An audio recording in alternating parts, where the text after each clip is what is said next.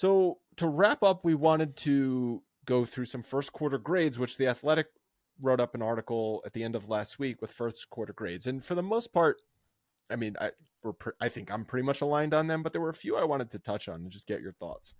So, and this is Kirshner and Kirshner and doing. Cuddy, Yeah. the K boys.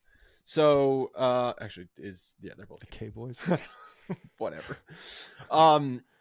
I'm going to scroll down the list and stop at ones that I think we might disagree with, but you also can call some out. They gave Rizzo a B. They highlighted his bad defense early in the season, but they're like, for the most part, he's been great at the plate, especially lately. I don't know.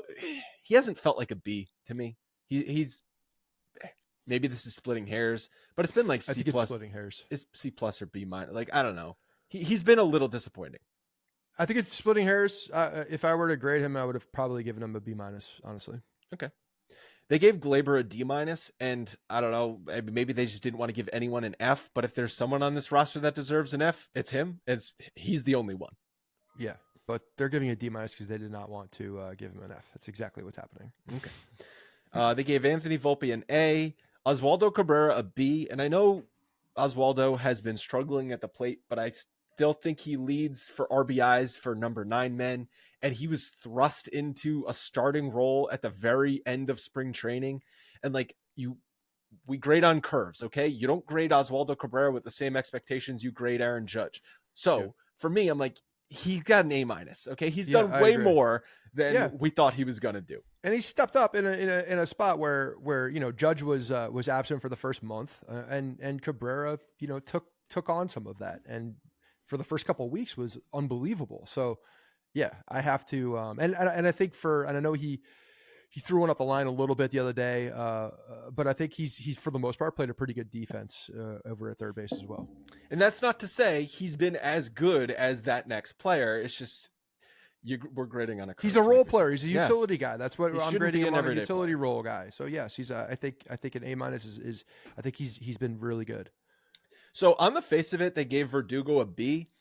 But the more I thought about it, I think that makes sense because I feel like at points he's been an A and then other points he's been a C. So just average it out to a B.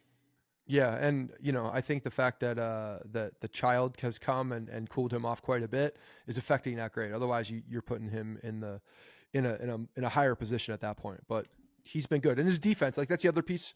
I know some people don't like to talk about a defense and if it's a true qualifier and what makes a good baseball player, but it is part of the game. It is half of the game. And I think he's been a really good thing. And to be honest, because of what we saw last year in left field, if we were grading on that curve, he's an A+ because he's not. Well, we're not grading on that curve. Okay. Well, I'm just saying.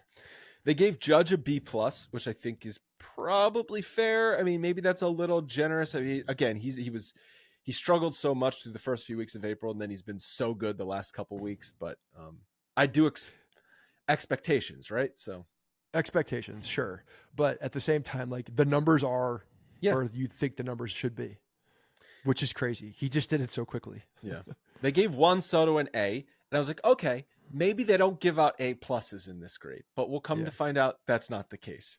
Right. They gave Giancarlo Stanton a B, which I feel like if they did these grades 3 days later, they would give him a B+.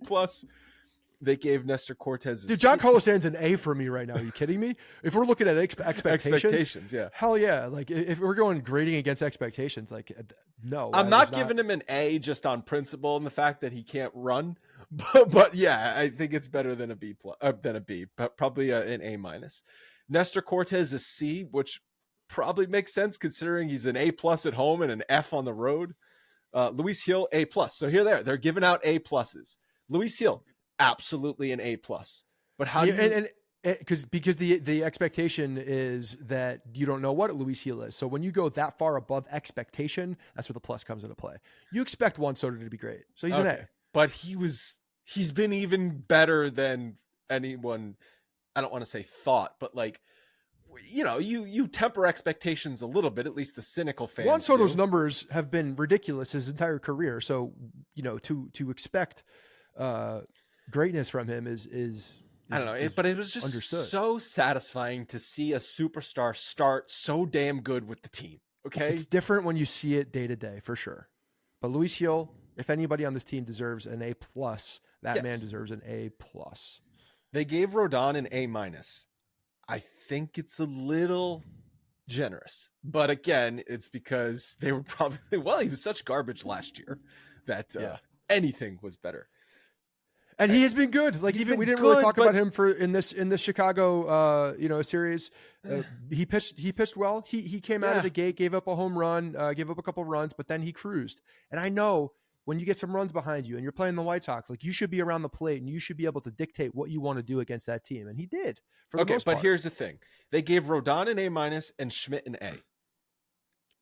Okay. Yeah. Schmidt is okay. B+ for Rodon and A for Schmidt. Okay. Stroman a B, which I think might be a little generous because he had, like we talked about, he's a B. It was 6 straight starts. He was terrible though, and that was the bulk of his season up until that point. He's a solid B for me. I like him off the field too. I like him. I mean, he's such a good clubhouse guy. Like that. This clubhouse is in like a really good gel spot. They really are. They have a lot of everything, and I'm really liking the way that it feels. And I think Stroman is a very solid contributor to that side of the game. All right, so I'm going to run down the bullpen guys, and you stop me when you think they got it wrong. Nick Birdy a B. I don't know enough about Nick Birdy yet to give him a B. It's like I need to see more still. He just came back, I feel like. Caleb Ferguson a D. Sure. Victor Gonzalez B-. I think he's a B. Ian Hamilton C+. He's a C. He's not what we. He's not. He's a C. Clay I don't know how he's a C+. He's a C. Clay Holmes A+. Yeah, hasn't done anything wrong. Carlos Santana. Dennis Santana C-. Sure. These are two guys that are Turd Ferguson and Santana, two guys that are going to Michael Tonkin's got a B. Yeah, I mean, again, like, this guy's on his 15th team this year. What? Incomplete. Like, they should give him a D for DFA'd in a week and a half from now. They were going out for midweek happy hour when they wrote this, and this was like beer number 3, and they start throwing darts, and that's when they give out their grades. And Luke Weaver an A, which A+. But if you're going expectations, it's like, we didn't do the catchers. Jose Trevino A, Austin Wells B. Yeah, sure. I think that's good. Did we skip over any of the infielder? John Birdie C-. I don't know. Again, John Birdie just came back. I think that it's hard to see. They gave Grisham a C. Grisham a C and Jemai Jones a B. I don't even know how you grade those guys. That's what I said. It's like, how do you, if you're a utility, I said this before, I said this before we started recording. If you're a utility player and you just haven't royally fucked up to the point where you cost the team a game, you get a B. Yeah. Yeah. But at the same time, like it took Jones and Grisham like a while to get a hit. Grisham didn't have a hit in his first like 20 at bats. Yeah. And Grisham has 2 through 29. So, he like didn't make a play that we were both like, you're a defensive center fielder. You got to make that play. You got to be a wizard out there. Got to be a wizard out there.